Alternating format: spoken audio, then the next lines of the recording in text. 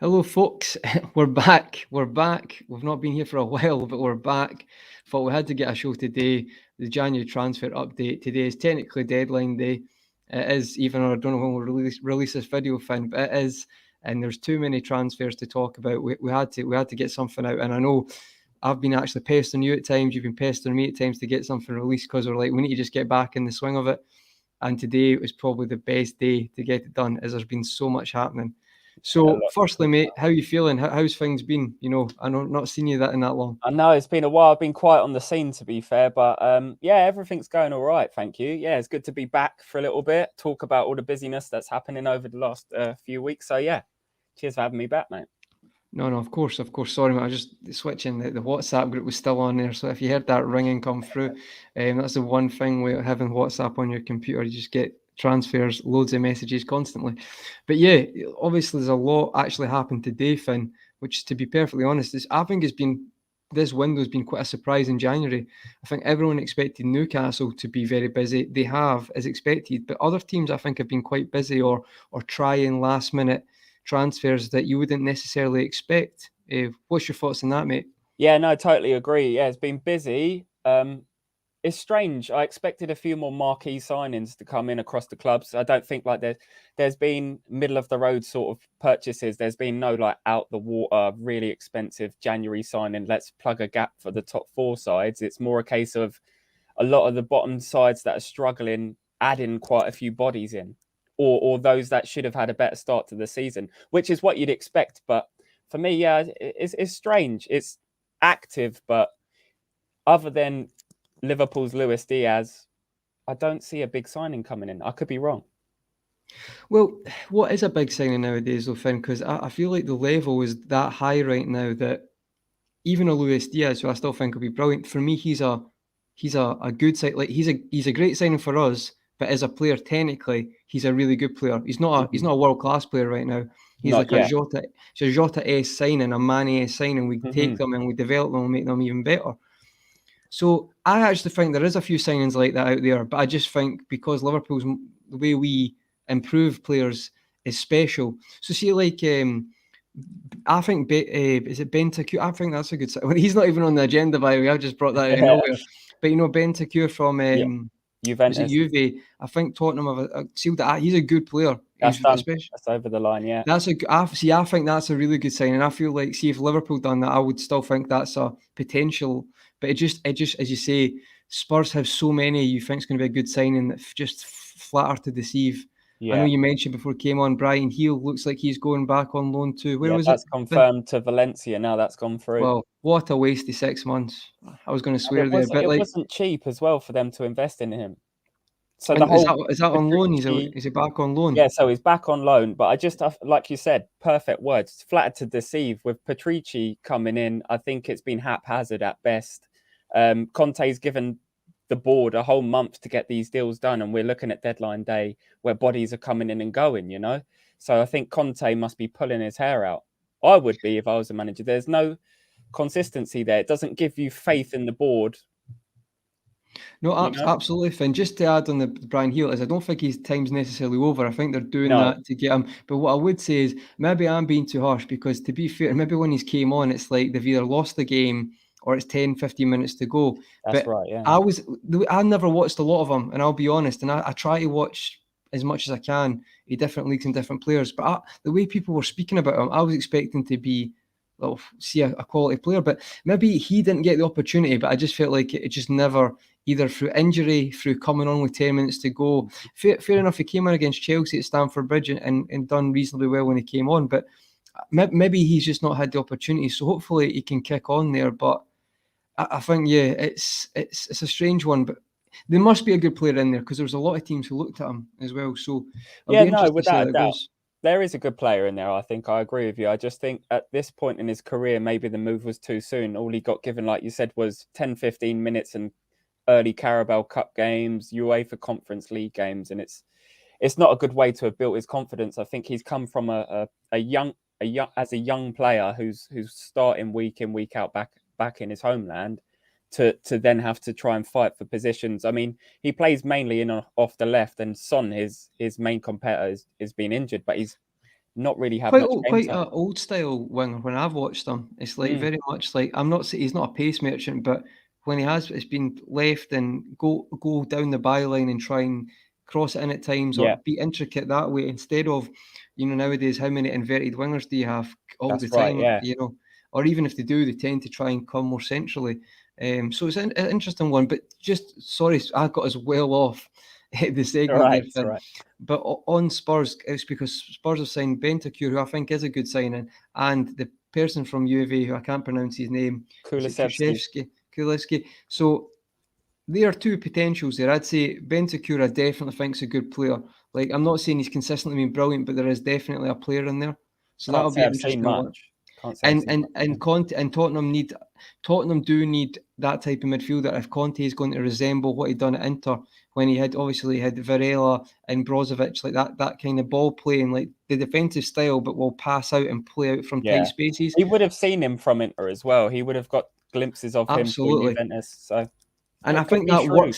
works to what he's doing. So yeah, because a couple of years ago, I think maybe United were linked. He definitely had admirers. Honestly not seen much of him. I don't know how his playing style is. I know they need someone that will sit next to Yeah, he's Højbjerg. good passer, good ball player. Basically, the hype came from, I think it was the last World Cup. He was in the Uruguay Okay. squad. He wasn't that great, to be fair. The hype was kind of the previous season. Forgive me, Finn. I can't remember what team it was. It wasn't. Was it UV? I think it was another Italian team.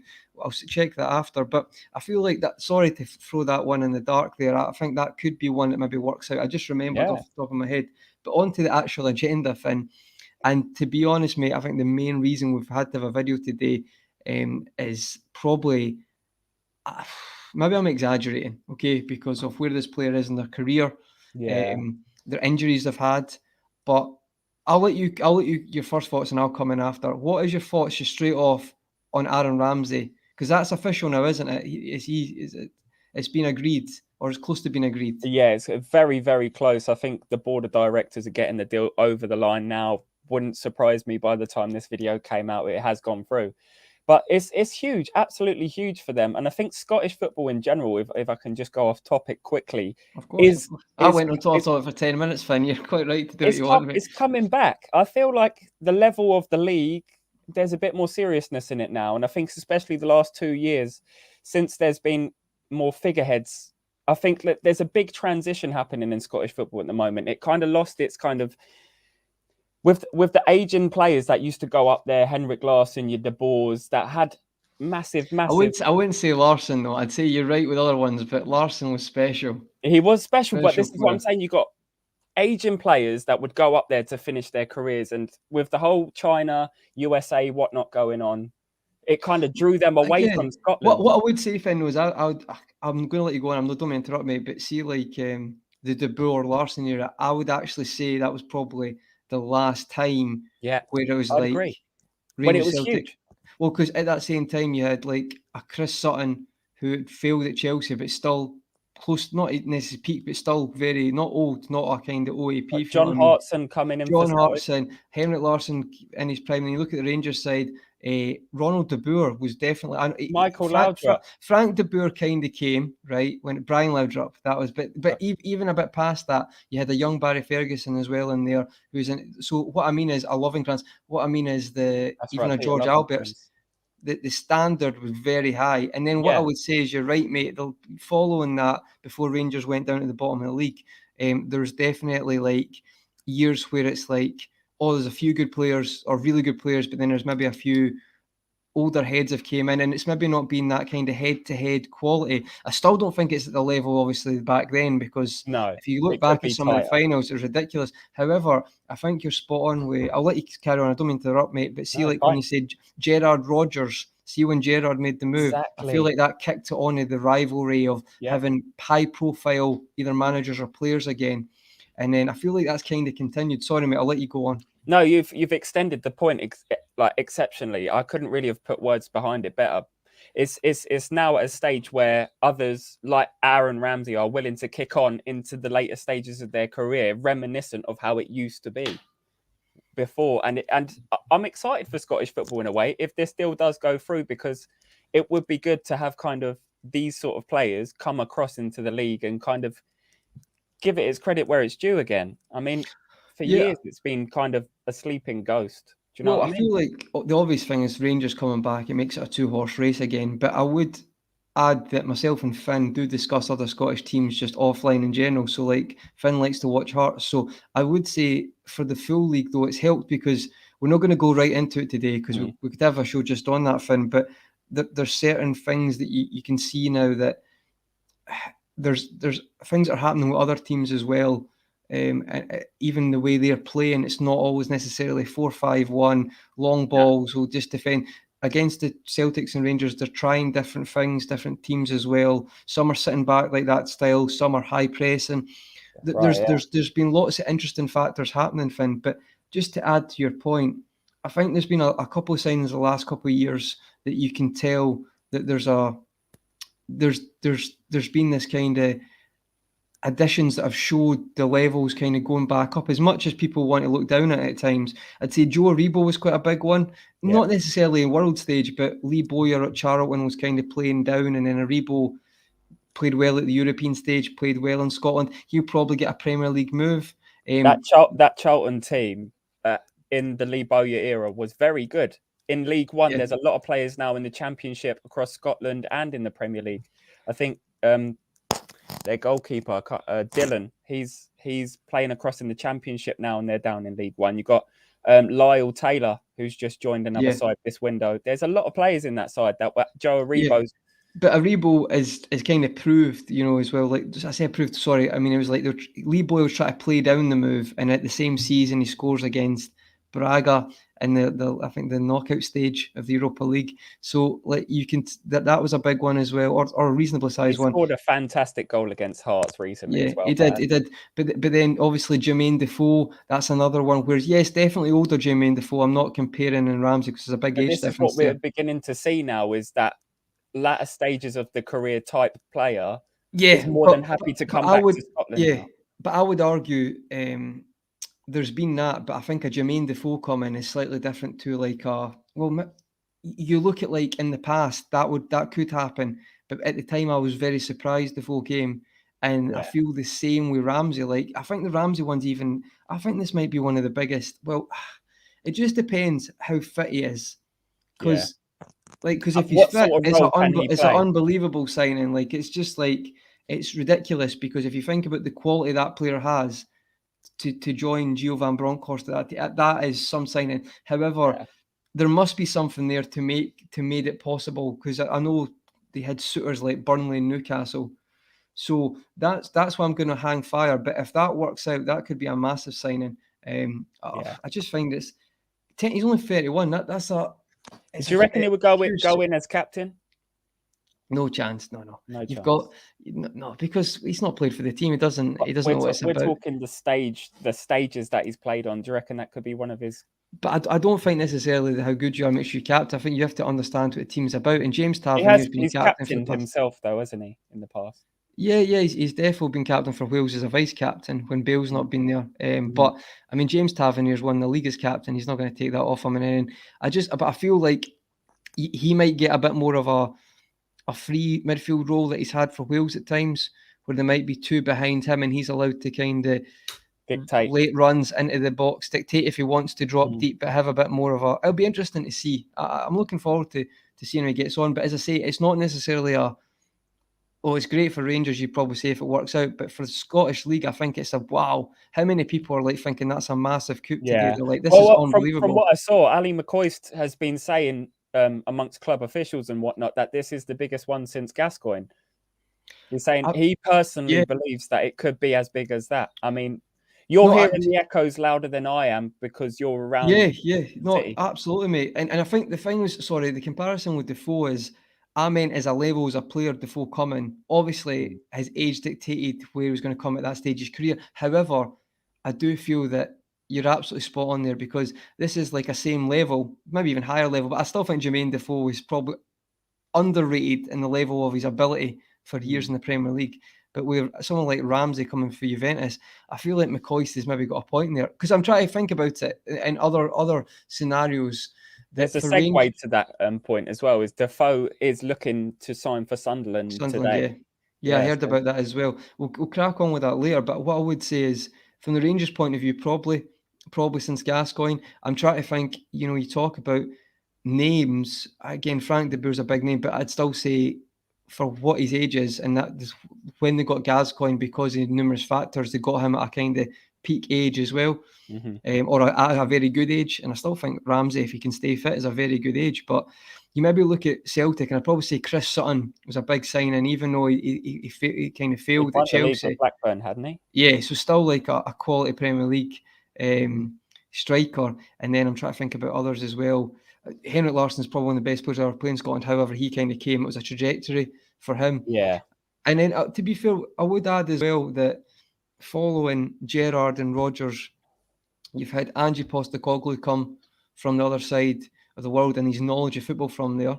And I knew he was a good manager before such people come. I already and knew. It's reflected in the ins and outs. That's a great point, and I feel like that adds something to Scottish football as well. We discussed this the other day. Like, if you look at, it's not necessarily all the kind of players from the Japanese league. Like but players like Kyogo and the other ones he signed in recently. You can tell that there's business to be had there, reasonable business in a league that's very good technically. So you've got that aspect for Scotland, which is highlighting, there's potential to go to Scotland and really shine, because a lot of people watching it, especially old firms, from that point of view. And you've got the style of football that he brings as well, which is kind of different to Rodgers, but as kind of exciting. It's like a battle of styles with Rangers, who also play intense, but you kind of copies from the Gerrard point of view, where it's about the 4-3-3, the wing backs, kind of similar to Liverpool as well. Yeah. Obviously, there's intricate 2 plays 6s and an 8. Yeah, and it's fluid as well, but it's interesting because they're similar, but there's differences as well. And then you've got Gerrard against that, then Gerrard leaves, and then Rangers pulling a Van Bronckhorst, who won the league with Feyenoord. Yeah. So it is big, mate. Like, people forget that Feyenoord winning the league was massive at the time. Huge Dirk against- Kuyt in that Yeah. team, PSV and Ajax. So what I mean is, you're absolutely spot on, and we'll go more into like other teams as well in the league, because I know you want to talk about Hearts more soon, and we'll do that. Yeah, we'll get But on to that. in general, I think by McCoy, he might be right. I would just say though, fitness and injuries would the only reason I'd be a bit more apprehensive is maybe the wrong word, but a bit more like I'll wait and see, because like Newcastle have got money to burn. In fairness, they're not being stupid with it, but I feel like they would maybe look to get Aaron Ramsey. So I don't know if there's anything underlying, or it's just a case that he was going to get first team games at Rangers and he wants to prepare for the World Cup. That gives us a perfect opportunity to segue into the Newcastle talk. But last quick point on Ramsey is that maybe he's assessed his time in Turin. He's obviously looked at how he's played. He's looked at the opportunities he's been given. Just quickly, wasn't he left out of the Champions League squad by accident? I don't know by accident, but I think he was. Yeah, but this is his second season, isn't it? So it's his third season. He's got a league titles medal, hasn't he? Because they won. I'm not too certain. I know it's been. I think he did. It's been a tricky 2 years for Juve. But yeah, so this is what I'm saying. Maybe he's looked at his career and what he's achieved whilst there and thought, I've got Premier League interest, but are these potential clubs highly expectant of my fitness, my availability, what I can give in each game? Whereas maybe he will feel more comfortable taking a bit of a pay cut, playing at the Scottish pace, enjoying his football, but also not having to have so much. He doesn't need the pressure on his shoulders, game in, game out, like he would have in the Premier League, trying to keep There will be pressure, Finn. Like, I'm telling you, mate. There'll be pressure, but I think he'll see it differently now that he's of age. He's achieved what he wants to achieve. Maybe he could come to Rangers and win 56. Who knows? But what I would say is the pace is not going to be slow. That's one thing about Scotland. Is like it's, if anything, you compare it like the Japanese league. The technical is much probably better there and it's better, but the pace is not going to stop. Like, if anything, it's like a battle every game, and then your quality will shine through, and then you get used to that. I think Aaron Ramsey can play that. I don't think he might take a time to get used to it, but I think he can do that. However, I would say he's probably not experienced. He's probably experienced. Well, has he really experienced title races? Not really with Arsenal. Juventus, yes, he has. But I think the pressure 1 year with Arsenal in Glasgow, that'll be experience as well that he probably relishes. He probably maybe wants another medal or to compete for another medal. This is it. This is what I'm thinking. Is the pros of going to Rangers would be another medal, possibly Scottish Cup, whatnot, and then you've got slower paced opportunity to kind of nurture youngsters as well. You've got maybe lower quality. I wouldn't necessarily say slower lower pace, quality. mate. It That's will be okay. Yeah, pace I is agree. it's like genuinely you've seen Robbie Keane. Robbie Keane, that was a big signing to be fair. Yeah. Robbie Keane, first game lost to Kilmarnock at home. Roy Keane's first game lost 2-1 to Clyde. So Wow. there's several examples. It's not like you don't fit like a glove. You need to get used to the pace. It's different. Not all the parks are like bowling greens. You They're need to get not. used to it. Yeah. So because of that, it's different. But I think you're right though. It's like, ironically, Rangers could be 1 point behind though, because of Old Firms on Wednesday. But there's going to be a race there, and I feel like he's getting to the age in his career. He probably trophy wise he wants it. And I've heard that UV are paying part of it if it goes ahead. They're paying quite a part of the wage. Of course they are, because Rangers cannot afford 400 grand a week. I'll tell you that for free. So what I saw today from Sky Sports is that his current deal is 200,000 a week, 110,000 after tax, looking to be dropped to 40 grand a week. That's what I saw. But so what, you think Rangers will pay 40 grand? Well, they're saying, the journalists on Sky Sports are saying essentially that is the top earner's wage. Will they break the structure to meet Juve effectively? Yeah, I could see them maybe just touching that, if you know what I mean, but not necessarily 50, 60. I think that's probably, I think if Juve agree, so you think Juve pay most of it and Rangers pay 40 grand? I agree, yeah. I don't think it's sustainable, even 40,000. I think 40,000 sounds like a lot of money for Scottish football. It is a lot of money. Like you're talking, I actually don't off the top of my head the average wages, but you're talking like maybe the top players are maybe only occasionally maybe getting 30 grand a week, and that's like only Rangers or Celtic, and more in the last couple of years. That's the type of, so I can maybe see them just being level with that, and then maybe looking at the risk management of we can pay that. And to be fair, that's still quite low compared to his wages that Juve are paying.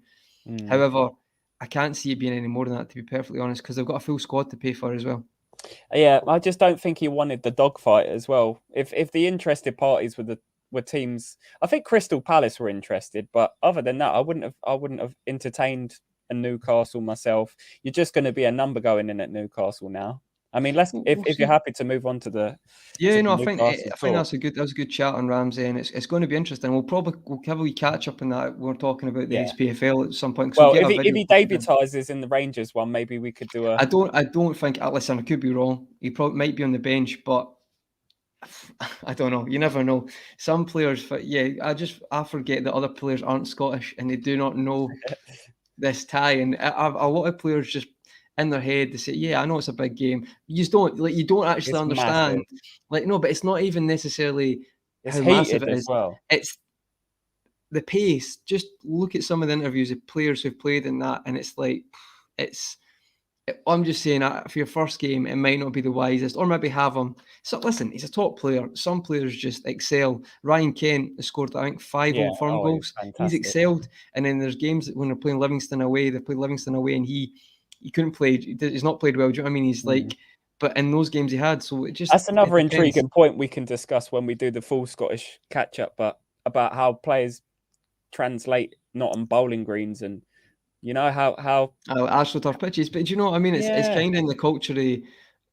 We'll get into it more, but I still find that we'll get into like the kind of motivation certain players when they make it, and I'm like, how can you have that level of motivation and make it as a professional? But that's from my point of view, because I think maybe that's just a British thing, but like you have to win a battle to even get to close to even getting a 1% to being a professional footballer. So I don't understand how, but that's different cultures, different formations in different countries. But we'll talk about that again, mate. Sorry, I'm going off track. No, definitely, it's a good point to make. Yeah, but straight on to Newcastle segue then. What have you thought of Newcastle's business so far? You know, with the whole Saudi takeover, I'm not going to lie, I did think that they were going to just roll out the cannons. I thought they're not going to mess about. I think they've got so much money, it won't even affect them. With Man City, you can say, right, we'll cap a player's price fee like 50 million, which every Man City player arrives for 50 million, probably 60 million. Now we're in 2022. But with the whole Newcastle aspect, you thought, they're going to really roll out the cannons here. They're going to get everyone that they can, and they're going to sell the dream. They're going to sell the project, give it 4 years, and we're going to be in this position. But with Eddie Howe there and the likes of Chris Wood, Matt Targett turning up, it's very underwhelming. The project to me is project survival, and we'll deal with the next step when we get there. I think 25 million for a 30-year-old striker who scored 3 Premier League goals this year is not sustainable. But for them, it's not meant to be sustainable. They're like, right, what can we do to keep us up? Build an outfit that is literally going to keep us up. Have someone astute enough in Eddie Howe who's tactically kind of defensively planned and plays that 5-2-3. You know, it's interesting, but I think the ins at Newcastle will work out. I think they'll be saved. They'll have enough like gonads to stay up, but I'm underwhelmed with who's come in. I think it's good it's underwhelming though, because they've seen what City have done and they've been basically made mistake after mistake in the first signings. Do you not think it's good that if it's too expensive, they'll not sign them? Like they're making a precedent. Do you not think that's good? I'm not sure, purely on the case that they're overpaying for very middle of the road players. If not, well, not really. One. You're talking about one player who, to be fair, is the only player. There's only 5 players who've scored over who've scored. Is it over 15 goals in the past 3 seasons in the Premier League? And Chris Wood's one of them. Consecutively. But that's because he gets 38 games guaranteed in a team like Burnley. There's no competition for his place. There's no competition for his place. But would Aubameyang score that many goals at Burnley? Do you know what I mean? You're not creating as many chances. You've got better players around. I feel like 25 mil, they bought him for 15 mil Burnley. So it was a release clause. I understand it. I think you're right. But they don't care about that. I still think that's not a bad signing. Like I've said that before. If he scores 5 goals and they stay up, that's money well spent. But what I would say, Finn, is like Trippier that's a great signing. It's a good signing, but another player that's in the approaching the later stages of his career again. But when you say later stages, because what is Trippier? 30 years old now. 31, maybe 32. 31. But look at like players like Aspilicueta, like what is he now, 36? So it's like. But the way you look at Newcastle, how they'll play is they'll play with their wing backs quite dynamic, and he'll have to go forward and run on crosses. Whereas Aspilicueta can preserve himself in a back three. No, I agree with that. And but I feel like his legs are going to get knackered out. I give it 2 seasons. I think that's all that Trippier will be in. So you think fullbacks when hit 33 now? Though I still feel like Trippier, like even look at Charlie Daniels, and I don't know the age off the top of my head, but what I mean is, right, I get what you're saying, but I still think Trippier to have through that transition is a great signing to have, and especially for what's going to happen. He's been in relegation battles. I think that's a good signing. Say he only lasts there 3 years, Finn, I still think that's a good signing. Would you not agree? If they manage to stay up and maybe push on to European places, but if he's just going to get rotated out in a year and a half's time with someone that is going to be able to help them push on to that level, then I'm not sure. It's just... I think you're underrating Kieran Trippier. Like Kieran Trippier might be one of the most underrated fullbacks. But no, you see, I really like him. All right, so see when England were picking their team, why was Trippier on the top of the list? Because he had the most assists, or the second most assists out of all the right backs, and there was only one to win a title. But barring Kyle Walker, actually. The thing for me is, with Trippier, is obvious. The thing with it is he's gone abroad. Maybe he's out of the picture with Pochettino, who then kicked on to the Champions League final. So they kicked on to that level. He's gone to Atletico Madrid in a very, very, very defensive outfit, and he's not shone. He's played well, but he's not shone. He's still obviously at a very, very high level, high enough to be noticed by Gareth Southgate and get picked for these international games and whatnot. But I think now at this stage, it's quite a steep move. I think there were other clubs that were interested that could have been a project for him. Sorry, mate, I'm just muting this chat because it keeps. But Newcastle were desperate for wing backs. I think they would have thrown the kitchen sink at him to get hold of him, and I wouldn't be surprised if they didn't. Sorry, mate, I'm just muting this. Right. It keeps going off, and I can't try to listen to you.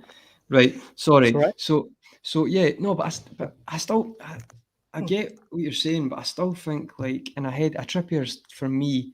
Listen, the proof's in the pudding, but I still think in 2-3 years he'll be there, and if he then becomes a backup, they'll sign someone. I think he will, yeah. He's got. But for this point right now, that for me is one of the best fullbacks you're going to get.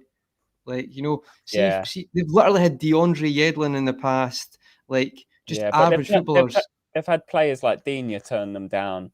that's what's frustrating, probably from a Newcastle standpoint, is that in 3 years' time, they're projected to be at a silly level, or 5 years' time, they're But I think projected to maybe be at that they're level. looking at that, Finn, but like they just need to look at, like, if you like survive and try and kick on transition, Trippier, no brainer. You take him every day of the week. Yeah, you would.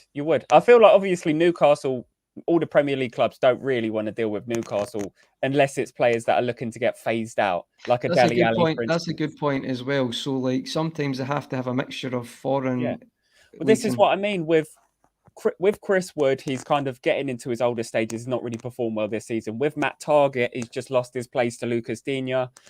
Bruno Guimaraes, £35 million, I think, is extraordinary amount of money for a very bang average league. I've watched a lot of French football this but season. would you not and say they that but he's 24 years old. There's a lot of people looked at Gomares. potential? There's So I could potential. turn that and say, well, if all these clubs are looking and Arsenal were interested and Newcastle have got them, surely you could look at that the opposite way as well, though, Finn. You could say that could be a great signing. You could, and that's why it's open to interpretation, and that's what I love about the discussion of like football topics. For me, I think view, Trippier's a banker, though. I think that's either way you look at it, I think that's good. Do you not think Dan Burn's the same, though? Can play centre back and left back. They've overpaid for him. Again, he's 29 years old and he's But 13 million. Finn, you say overpay. 13 million, mate, is literally like 5 million nowadays. Yeah, it's true. You're not wrong, actually. When you look at it like that, when we and were also growing they up need to and we pay were enough looking at that these. Brighton are going to sell. This is the same Brighton who turned down like a 40, 30 or. But that being said, potentially. wouldn't you go in? I know we're Liverpool fans, but wouldn't you go in for like a Nat Phillips? And Nat Phillips for Newcastle would have been an absolute demon. And he's ended up signing on loan for Bournemouth today. So you'd pick Nat Phillips over Dan Burn, who's played consecutively in the past 3 years, well at left back and played brilliant this season centre back, especially against Chelsea. Nat Phillips has got He's played two games. Played 2 games this season. I know, but he's got Champions League. Get the goggles off. Dan Burn's a much better signing. Champions League. Well, you look at Watford's £3 million signing for Emmanuel Dennis. Yeah, shrewd. I love that business. I think he's been the best signing of the season. But they're ones off, mate. But he's got Champions League experience. He's scored against Real Madrid, right. and you look. No, at that's Nat fine. Phillips, Stop talking about Dennis. Why are you talking about Nat Phillips when Dan Burn has like literally played for when the was past the last 3 years, time Dan Burn has sold 2 AC Milan defenders? Dan Burn literally pocketed Romelu Lukaku a week ago. Yeah, but he's I think the goggles are on. Take the goggles off, mate, honestly. Lukaku's form at the moment. If I went to you, here we're going to do. I'm going to employ someone who's worked 2 days the past year instead of someone who's performed great for 3 years. You would pick 2 days. I love Nat Phillips, but I'm in a realistic world, mate. No, come on. I hear your point. I hear your point completely. Dan Burn is also progressively played good football in a good footballing team as well. I think Nat Phillips could suit Brighton, and I think he could have suited Newcastle. Do not get me wrong. They need him. I agree. They do need him. He's mature. But don't say Dan Burn's not a good player, mate. Like Dan Burn's done far more in the past couple of years than that. Well, actually, do you know what? Hold on. Take that back. Nat Phillips last season, I get that. But if you're talking about ready to come in and play, I understand why they went for Dan Burn. But I thought they would have got both. So don't get me wrong. I thought they would have pushed harder without landing Carlos. But this is another thing. Are the Newcastle board sitting back and going, well, we can't go too heavy because summer's going to come around the corner. We'll be more attractive, more prosperous. We should still be in the Premier League. And then we can really roll out the cannons. So I think as well, mate. But remember QPR as well, though. QPR spent all that money, got relegated, and had all these people on big contracts. Diego Carlos doesn't want, if they don't meet it, move on. That's a good way to be. That's a good precedent. Do you think that would happen, though? Is, say, for instance, they went slightly bigger and for 4 players of Diego Carlos's ilk and Ekatike and Guimaraes and kept it at that level and go, right, we're going to get Kazawa from PSG because he's listed and Pochettino won't sign him. I wouldn't touch him. You need a good left back. He can't defend, so I wouldn't touch him. But but these are the big names with the. But that's not smart. That's just why they're trying to be. They're trying to be smart, though. But they don't need Champions League experience. They need to stay up. So I think for me, mate, right, just to sum up, fighters. They've got. I think they've had a balance. Guys like Dan Burn, right? He can play centre back. They're all rough and tumble. Every player has that sort of ilk, you know. Yeah, but Dan Burn's shown that he can play passing football as well. But also, if you're someone, you say 13 million, but you've got a left back and a centre back there, and he's played centre back this season, so I feel like that's a good signing. 13 million, I think, is really good value. To be honest, I think you're sleeping on the ability of Dan Burn. I think a lot of people do because he's 6'7", I think, or whatever.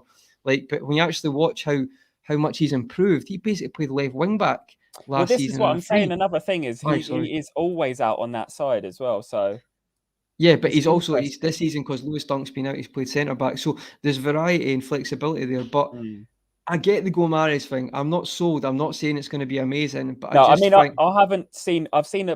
I follow Bordeaux as well, so I watch a few Bordeaux games here and there, and I just don't. I don't think a lot of Lyon players, for example, Aouar, nothing anything special. But some French players do work out as well, though. You've seen that in the past. It's not like no French players come over and excel. Do you know what I mean? There's one player that I'm really sold on at the moment. His name's Amina Gouiri, and I've been sold on him since the summer. Is that the Gouris? Yeah. No, Ghouri. He plays for Nice. Yeah. He's a centre forward. He's incredible. He literally comes in off the left and then but he's greedy. But he's an exceptional footballer. He's good. Greedy. Listen, I think with French, it's a bit like Portugal sometimes. You don't know. But I do think what I would say is there's a lot of people who are looking into this. And do you know there's some players and journalists would maybe have a shade of doubt in it. With this one, it seems to be like they're all saying, no, it's a great signing. So we'll see. You are right, though, mate, because sometimes it doesn't always work out. I just think even if you look at that, they're not going to look at it as an asset, but he's 24. So if it doesn't work out, they could probably make their money roughly back or close to it. I'm not sure if you've covered it, but what do you reckon on the Traore to Barcelona move? We'll just touch that 2 seconds. No, that's fine to move on, because the thing is, the last signing is Newcastle have also signed that striker today, or they're close to agreeing that last time I checked. I don't know if it's confirmed. Who for, sorry? For Newcastle are close to signing the Reims striker. Or it's been. I think it's kind of cogs in the machine, but I'm not sure if it's going to break down or not. What's his name again, Finn? Ekatike, I think. Fair play. But what I would say is, I could see, just before we move on to Traore, do you think Newcastle sign anyone before the window closes tonight? I think they're going to be pushing for deals until the clock ticks over. I really do. I think. Who do you think they'll go for? I think. Do you know what? I would love to see Dean Henderson sign for him. I think he's an exceptional keeper. He does really well. When he was at Sheffield United, look how he performed. That was like a weakened side. He's just so good. And Dubravka's 35. So I think someone like... he's 35. Looks good for his age. And Newcastle have just loaned out Freddie Woodman, England under-23 goalkeeper to Bournemouth, who's a really, really, really, really good goalkeeper, who's still not managed to find his rhythm at Newcastle. He's been given a few chances, but he's got Carl Darlow there. It's just interesting, but I do think that's a good suggestion, mate. I think that's good. Being involved Dean Henderson would be amazing, and if they can bring a striker in over the line, even if it's coming up from the Championship, I feel like right now they need someone up there to. Well, they've got Chris Wood. They'll have 3 strikers now. Cam Wilson's out. Wilson's out, but you've got Wood and the French striker. Well, Willock signed on loan, had a great loan period, then went permanent, and is terrible. Yeah. I don't know if it's a confidence thing, but so I could see that as well, mate. So just we'll move on, but there.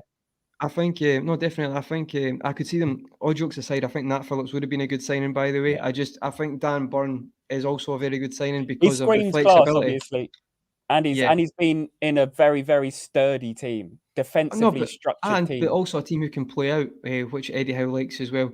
So that makes sense. But what I would say is, I could maybe see them try to get another centre back and maybe Lingard as well before the closing stages. Be interesting. It would be good for the transitional state in between the front and back line. Lingard would do really well. I'm surprised they've not had another centre back though, because I think Dan Burn, you can play left back. You get Matty Target, he can play left back. So you've got cover in that position, and that was a weakness area. You've got Dan Burn who can play centre back, but the way Newcastle fans have been talking, spoke to Kendall and stuff, Kendall Rowan, and it's like, she's not been impressed with both the centre backs who've been playing.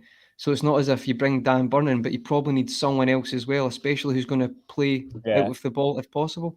So we'll see. But listen, we get caught in that one. So we've kind of covered Newcastle, and then we're moving to you wanted to mention the Traore one. That's interested me. I mean, my viewpoint on Traore is pretty well known in the community, I think, by now. I think he's a 50p player. I just think he's very, very overhyped. And I think it's really convenient that he's gone back to Spain, where he's most likely going to do really well. But the rumours around him going to Tottenham probably would have been a good club for him to settle on and kick on with. Interesting that they've moved on Brian Hill and gone for a couple Juventus players like we just discussed. But with Adama, Adama's just, I think it's going to be really good for his career, I think. Yeah, see, I hear you at the same time, because Spain, sometimes if you're powerful, it works there. But also, in fairness to the Spanish league, you have to be good technically. Like, that's one thing about Spain. You have to be technically pretty good as well, and that's one thing I don't think Adama Traore is. However, if someone like a Xavi is probably, it's not his ideal signing, but it's to get them through this moment. A bit like who else did they sign? Like, they were looking at Aubameyang. I think this is like a 6 month kind of. He's looking at the next 6 months to the season, and then in the summer, right? Let's try and start and look at bringing. He said bring the youth and stuff. I feel like it's more just what's the word? I don't want to say stepping stone, like a stopgap. Yeah, stopgap. If you know what I mean. However, don't get me wrong. I think having someone like Traore in your team is probably, even from the bench, even Luis Enrique has used him in the Spanish team, so it is obviously useful. Yeah, he can do a job, and I just think it will do him the world of good, where he could probably brush up on his end product as well. He'll get that extra 2 yards that he doesn't get. It's crazy that we're talking about professional footballers at this level who need that, like, for the end product, like, who can't cross the road. I find that baffling. But listen, this is the world. But I agree with you, mate. And I think it's going to go either way, like, because you do have to be good technically. He's obviously played in Spain. I still think Xavi will use him in the right way. It's a good time to go there as well, because the fans' expectations are not massive at the moment. He's obviously been there before in La Masia. From what their football is, though, I think Xavi might use him like Enrique does. He doesn't start, but see if they're chasing a game. He's potent off the bench, though. That's one thing I will say. He is potent off the bench. And that's what, because you think about Enrique, he's from that style of football as well, but he's very much has him in the bench. So I could see it being used in that way. It's an interesting one, though. Turning down Conte because he didn't want to play right wing back, when you've seen what Conte's done with the likes of Moses and Alonso. Alonso was written off by a lot of teams. He ended Alonso's had a good career because of that. Genuinely, like, people have a go at him all the time, but he's the PFA left back of the year as well.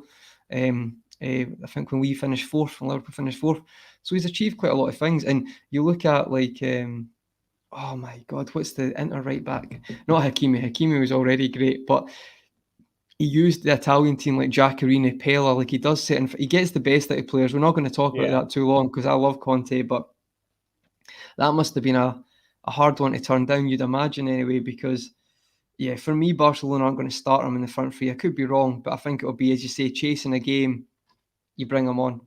Yeah, I agree. But listen, I know we're going to try and finish this up in the next 10 minutes, Finn, because I've got 5 asides as well.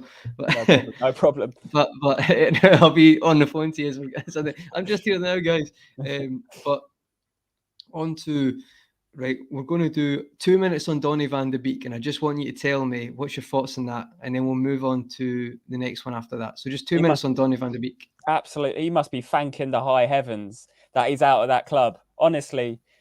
He deserved far more game time than he was ever given there. No amount of managers coming and going will ever justify that. And I really think it's a really good opportunity for him to actually make something of himself. I just hope it's not one of those Davy Klaassen. You remember Davy Klaassen came over? Davy Klaassen was he was in the Ajax team who got to the semi-finals. He was so good. He was amazing in Holland, great in Europe, put on some big performances in some European evenings, and just failed to impress. Madrid away, 4-1 Madrid away, yeah. He absolutely failed to impress, and it's just like, please, Donny, he was good technically, and I think that he will be played in more of an advanced role, but Everton have got injury woes in centre mid at the moment. I think they've brought Gomez back in from long-term injury. Doucouré's out with injury. Tom Davies hasn't really been entrusted by Rafa Benitez. I still think he's a good player in there somewhere, but not like when he started, though. He started like a house on fire. Brilliant. But then they've got wingers as well, young wingers that are coming through. They've got Gordon. And Anthony Gordon, to be fair, I didn't think he was cut out for it, but this season he has been impressive. Got to give it to him. He's really stepped up, because I thought this guy's not got much to end product's not great. Doesn't look confident in the ball for what he be as a winger. Impressed on loan spells as well. I think. But you know what? Fair enough. He's been this season. See, when they've played poor, mate, he has took the reins in games and really tried to make stuff happen. So I give a lot of credit for that. And he might actually maintain a place because of that. But be interesting. Just quickly to segue into the Frank Lampard side of that situation, if you want to. Of course, on you go, mate. On you go. That he will primarily focus on the core group, and I know that he will promote English talent, and Everton have been doing that quietly, but because they've had quite a few high-profile managers, they've not really been able to focus their efforts on that. And obviously, as Liverpool fans, we kind of sit and laugh looking over him about how they waste money, but they've been quite shrewd. Damari Gray coming in was pretty low key, very good bit of business. Andros Townsend in on a free, another player who I think is in the twilight. You saw Damari Gray a mile off that was going to be successful, though you would not watch football if you didn't think that was going to be a good signing. Just on the basis of he's proved that he can. He's just been inconsistent, but he was always going to have an effect. But what I would say is they've signed Nathan Patterson from Rangers. Yeah, he's still not really integrated into the side, but Lampard might. You think he would though soon, because Coleman's obviously pace is gone now, and I know I think Godfrey there the at last times. few times I've seen Coleman play, whether it be just me flipping through match of the day, I think he's lost his head. He's lost his head, and he's wearing the captain's armband. And I think if your pace is gone, it must be very difficult, mate. Like it's we talk about Aspilicueta, but he's an example of how you have to adapt as well. And I get what you're saying. I think Nathan Patterson might come into the fray, and the left back, can't pronounce his name, the Ukrainian left back. Very young chap, but he's got a lot of games under his belt from what I've heard. He's got over 150 games for a 22-year-old. So I could see him just, right, we're starting these two and we're just going to go start something new, start something fresh under Lampard. So just on that, I agree. I think Donny Van Der Beek, I think that's a good move. I think he is a good player. I'll be perfectly honest. I would actually like Liverpool. I would have liked Liverpool to be in from at certain points. He maybe not necessarily always work to what we do. I get that, but it'd be something different. And I feel like in that Ajax team, he was very, very good. But that's never going to happen because the United links. But it annoys me actually. I wish he'd went somewhere else because I think as a footballer, I think that's Van der Sar pulling strings, isn't it? Van der Sar is very highly influential at Ajax, isn't he? So yeah.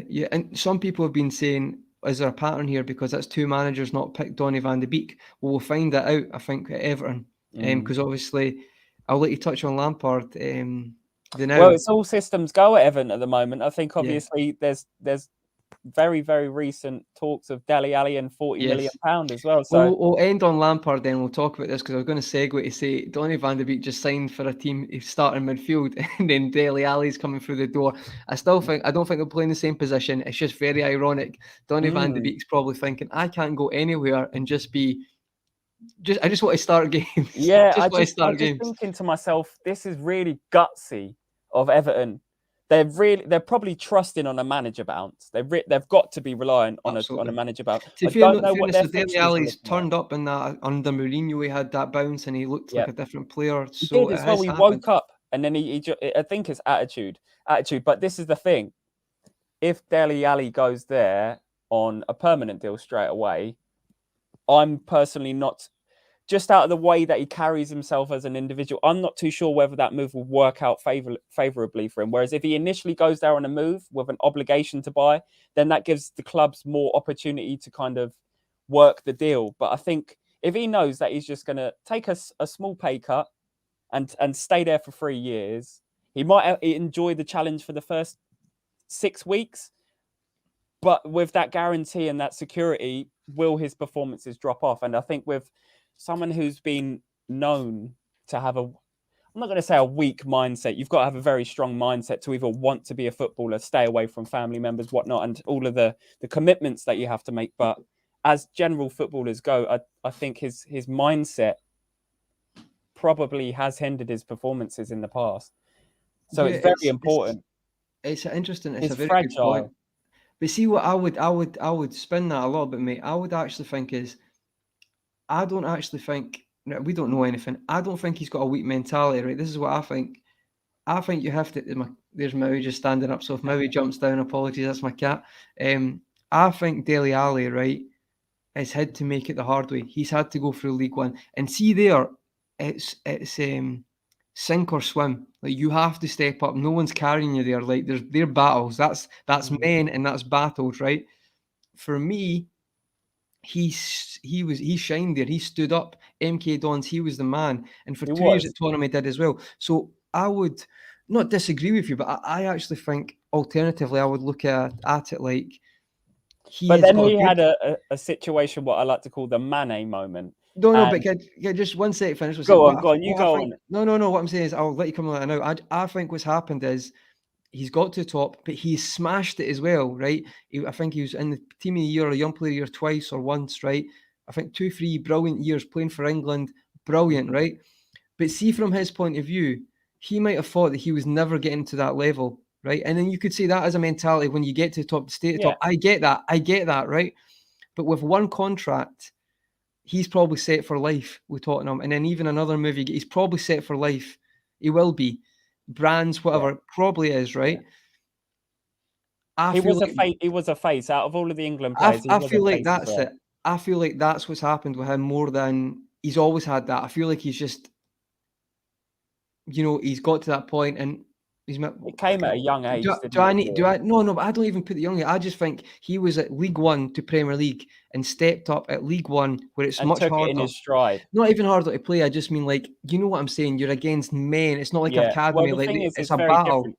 You come into League One side as a youngster playing on like we've said, very similar to Scottish football. And they'll try to Some of the crucify you, pitches- mate. They'll try to crucify they you. will. They'll try to They'll let you know they're there. They'll let Of you know course, they're there. As a centre mid, as a centre mid, he was quite lanky and skinny and could a easily young get boy, battered they'll up. be like saying Yeah. they'll think, oh, this is easy. And honestly, In that division where you've got 30-year-olds that have played in the Premier League and taken steps down to kick on in. And they'll think, who's this guy? And that's why the one thing is, I do think his mentality is quite good. I just think he's at the stage where he's like, well, I've made it now. I don't have to be more motivated. And we can all say you don't have to think like that. But then he might be like, but then he might be like, I've made it enough. My body just doesn't produce what it used to produce. Do you recall that moment when he come out publicly and said, what do you think injury-wise? Do you think a couple of injuries has caused that?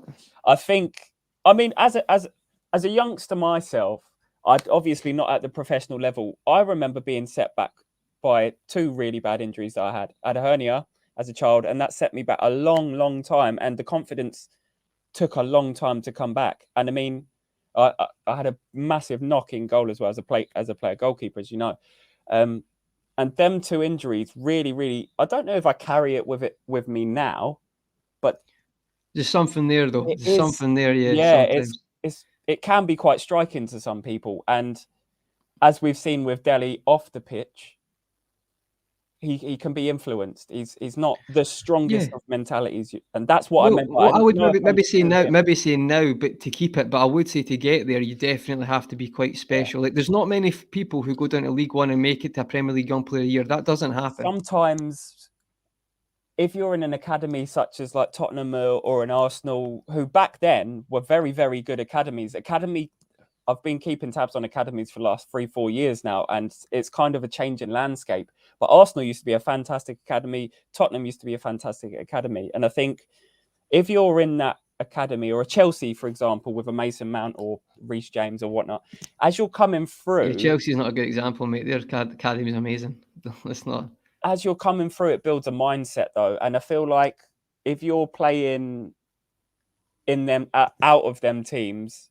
Sometimes these under teams are playing against League One teams, League Two teams, as it is in the cups now, in the early stages of the cups. So the swagger and the mentality is, I'm better than you already. I'm an 18-year-old can already be more powerful or have a bigger ego or have more money in his bank than someone that's been plucking their trade for 20 years down in the Conference League or in League Two. I would say Ali's situation is different because he went there and he smashed it though in League One. I still think, like, I don't think a lot of academy players could do that. Like, I stick by that, mate. We talk about academy players like they all make it. They don't all make it. No, like, they don't. We'll see about 3 Liverpool first team players, right, in the next year from youth academy. Where do you think they'll end up?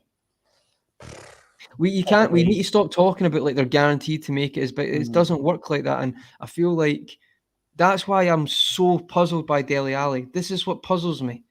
Because you have to have an unbelievable mentality to literally go from League One.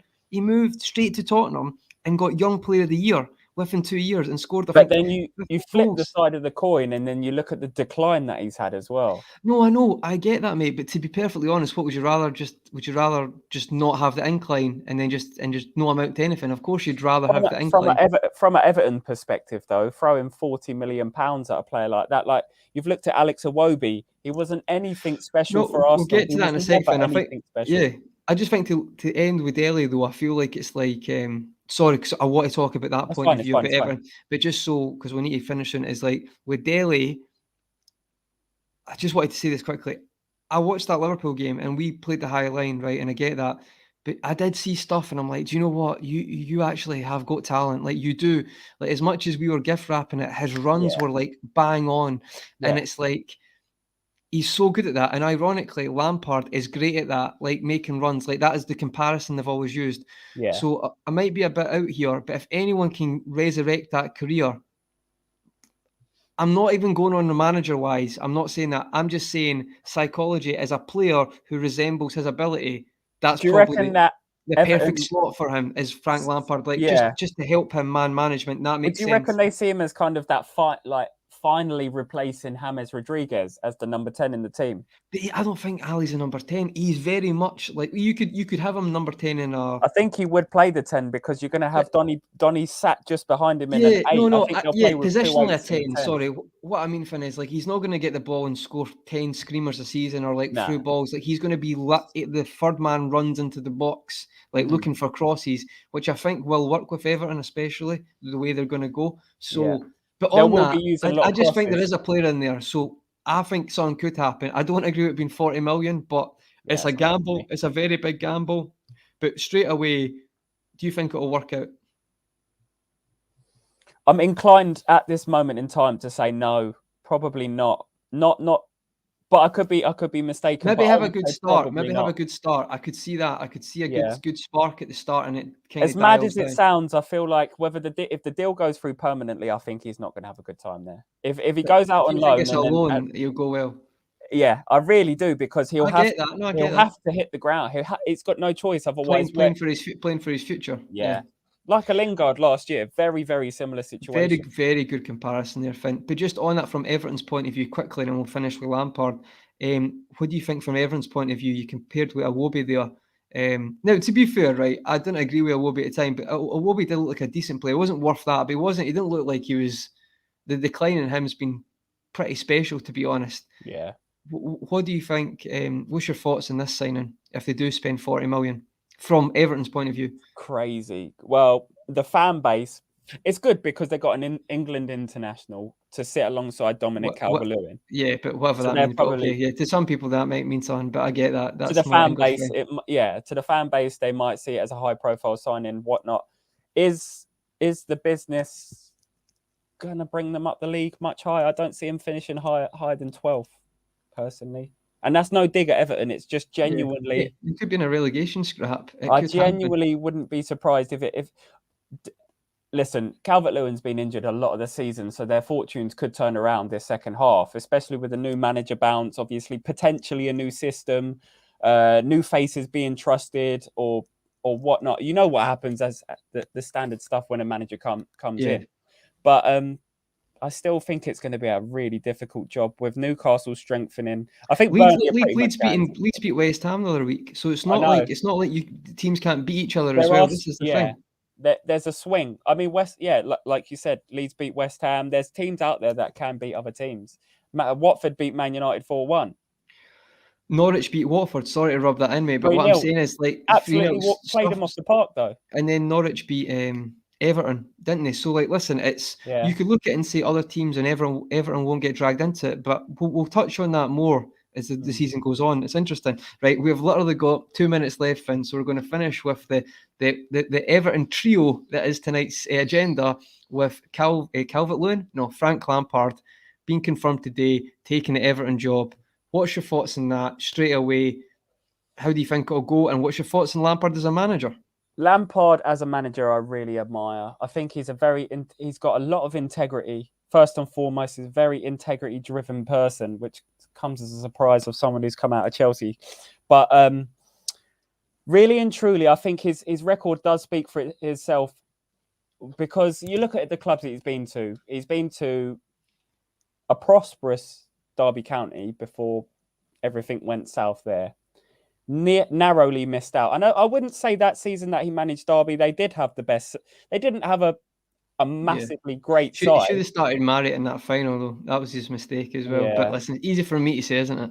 Yeah, I mean, and that's food for thought for him to then kind of take on a new adventure when he went over to Chelsea with the embargo season, and he gave talents like Abraham a chance. Reece James, I think, broke out very early stages. Hudson-Odoi, Mason Mount, obviously bringing Mason Mount back, and they're different players now. A lot of them are in the England team, so hopefully he can take that element across to Everton. But I think it's a steep challenge for him. I would be comfortable to say that they won't be in a relegations scrap, but you look at the competition around them. Every team's got a good player. Even Burnley, right? You say Burnley got rid of Wood, and I know he scored that goal, but he still scored goals in the past, right? Yeah, you got Leeds. They've got no, but I'm saying Burnley have got Weghorst in, right? For 15 million. Like, he might not amount to anything, but he has scored goals in the Euros. Like, he can do stuff. You know what I mean? He's not this like that could work out. Rafinha at Leeds. I mean, even Norwich now, you talk about certain players. Emmanuel Dennis at Watford. Players can hurt you in every team in the league. It's not like 10 years ago. It's true. So. It's true. It'll be interesting how it shapes up, and especially with Everton as well, because I didn't honestly expect Benitez to have done so poorly, but this is another thing that I'm just going to come on to, is the fact that they gave Ancelotti the chance. They've given Benitez a small chance. What chance does Frank Lampard get? Does he get this whole, because I'm English, I get a few extra weeks in the job? Like, well, I think time will tell on that, Finn, and we can touch on that more. We'll get a show on that and talk about it after his first couple of games as well. And we can kind of, with our Premier League update, we'll look into that. I do think he's astute, though. I do think he's an astute person. No, I would add to you, from a Liverpool point of view, mate, a lot of people, I'll just do this in 2 minutes, they do try like go on Lampard. I'll be honest, I think he's a decent manager, right, who can improve, right? But you can't just say he's not a good manager because it didn't work out with Chelsea. He still got them Champions League, to be fair, in that season. He did have a good squad. He had very good young players, but he also had some good players. I think Kovacic was in that. There's still good players in that team. But listen, don't get me wrong. That's one of his strengths, the youth. He was good at that. And look at Mason Mount's career since then. Took that chance on him, and he's a regular now. Gets assist in a Champions League final. I do think there's certain things you could see that the inexperience showed at Chelsea. And I still think he will be a good manager eventually. It's just going to be interesting if it works out at Everton, because I just don't know, mate. I think but it's not even that. I agree with that, but I feel like this could easily turn into a scrap. See if he doesn't get a win in the first 3 games. Like, genuinely, wow. We'll touch base on this more, mate, but I think your points on his ability was kind of what I agree with. I feel like I think he's a decent manager who's got the potential to be very good. Yeah. But he needs to get his stripes, and he's got some of it. Don't get me wrong, but I don't know. I feel like every job in football sounds great until it cracks on, and I feel like Everton are just tilted in there right now. And yes, we'll touch on that more, Finn. Just before we go, is there anything else you wanted to add, mate? All good from me. Yeah, no, I think we've covered all the topics that I've written down personally. We have, and I've got the meter running outside to get to 5 sides. But honestly, mate, I really enjoyed that. Finn, we'll get a show out maybe later in the week as well to chat about Scotland, some other stuff as well, whatever you want, mate. But listen, what a show! Cheers for your time, mate. And listen, hopefully there might be a few more surprises tonight before it ends, and I'll get this. We'll see what happens. But anyway, thanks for your time, mate, and we'll catch you up soon. Okay. Cheers, mate. Take care.